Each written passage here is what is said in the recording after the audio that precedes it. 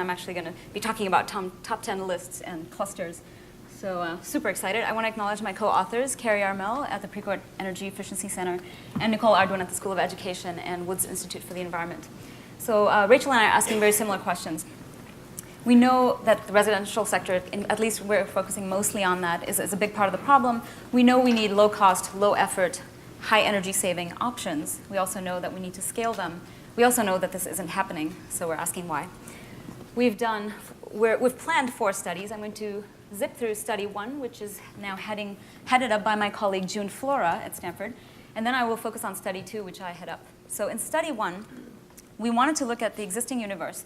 What are the existing recommendations that credible organizations like Department of Energy, their Home Energy Saver Program, Union of Concerned Scientists, and utilities, what do they recommend now?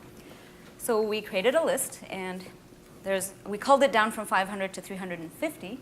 Here are some examples. Some of them fall in the wedge very beautifully, like line drawing, et cetera. Then we rated these actions on attributes. You can see the attributes here. What is the energy saving impact? How much skill do you need, et cetera. Then we ran a cluster analysis, and we found that these behaviors do fall into clusters, and here they are. We wanted to know if actions should be bundled in some way for programs. So you'll notice that there are nice 5 clusters here. They vary according to the various attributes, so you'll see that cluster number 2, everyday work, requires very little skill. So maybe we should focus on that.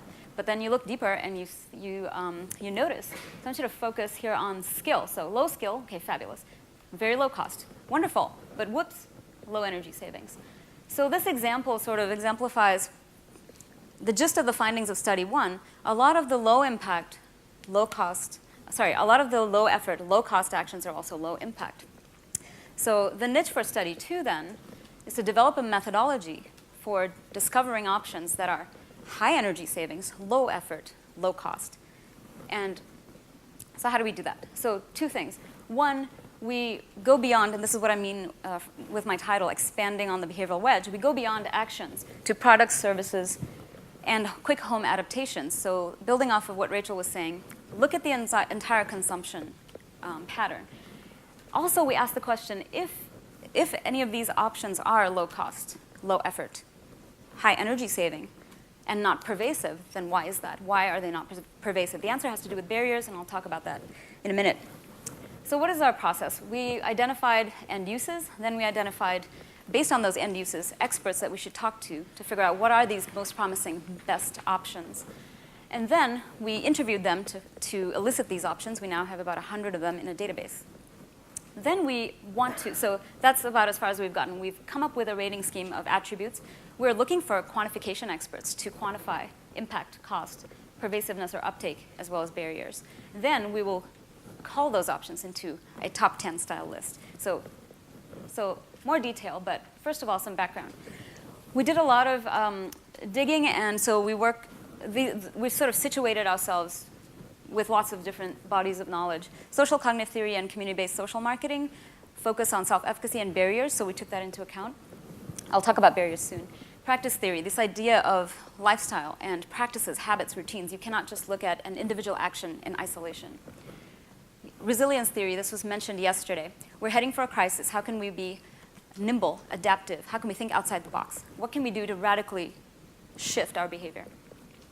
Diffusion theory, diffusion of innovations. How do we spread these options once we find them? And then design thinking, being creative, prototyping, testing ideas, and being very iterative. So our methods, we conducted semi-structured interviews. We did a year of piloting before we actually began the study. We used adaptive questioning because some of these experts gave us really interesting questions that we were then able to ask later interviewees. So I'll skip through this really fast because Rachel covered a lot of this. Food and transportation, nationally and in California where I work, are really big parts of the problem. One thing I wanted to say, we tend to fixate on energy use at home, which is the 4% at the bottom, which we also do in this study.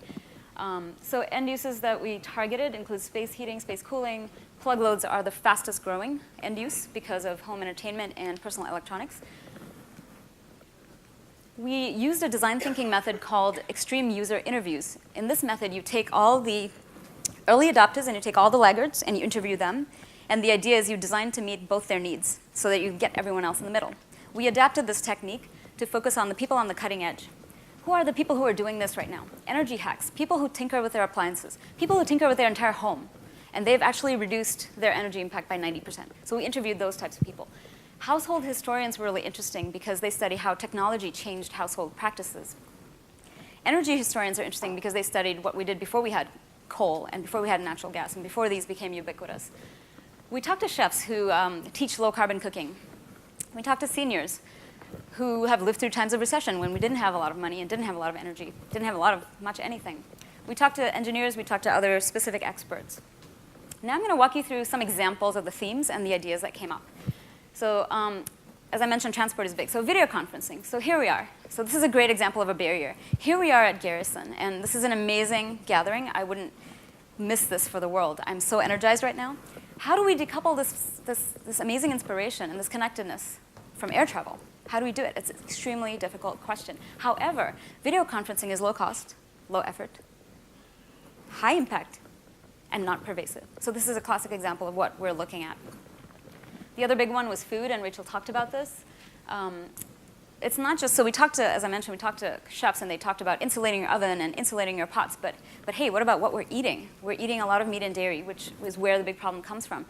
Also, to cite some data from Lawrence Berkeley National Lab, we also waste a third of the food in the US that we produce, and we eat, I think the average American caloric intake is 2,700 calories. So we really need to eat less, waste less, and eat less meat and dairy. So that's really big. And there are a lot of big barriers here, too. Pizza, hamburgers, national staple, right? How do you deal with that? Education. How many of you know how to prepare non-meat alternatives like soy? Okay, we're a select group. Yeah. I salute you. Bravo. Okay, so you get the idea. Heating and cooling, we have a range of ideas here, and they have to do with being able to get the high-impact savings all through the year and being able to have comfort and adjustability. So I'll start from the left. So spectrally sensitive window film is around, but it's not ubiquitous. And it doesn't get you savings throughout the year. Storm windows. We went to Home Depot in California and we said, do you have storm windows? They said, we have no idea what you're talking about. But I know that they're common here on the East Coast, so that's kind of interesting. And awnings, everyone knows what an awning is. A really quick home adaptation example would be to take white sheets and hang them on the south side of your house in the summertime to block heat and light. Obviously, that has some aesthetic barriers. We care what our house looks like. So we know that we have white roofs and we have Cool Roof campaign, but what about a removable, adjustable roof covering that would change color and change properties, depending on the season, depending on your comfort needs? So here, the discussion for us is really about, do we have the technological capacity to provide the kind of automation that we need to provide those savings throughout the year?